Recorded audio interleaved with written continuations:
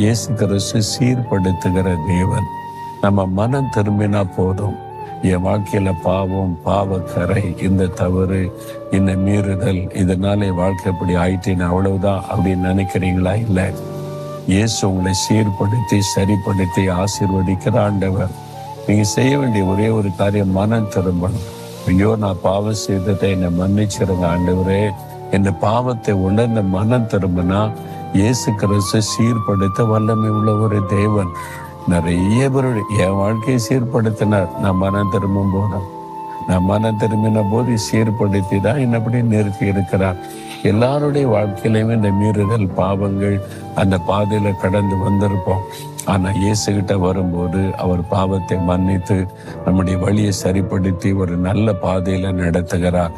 உங்க வாழ்க்கையில ஒருவேளை இந்த அனுபவத்தை பெற்றிருந்தா ஆண்டவரை துதிங்க. அந்த அனுபவம் இல்லாம உங்களுக்குள்ளேயே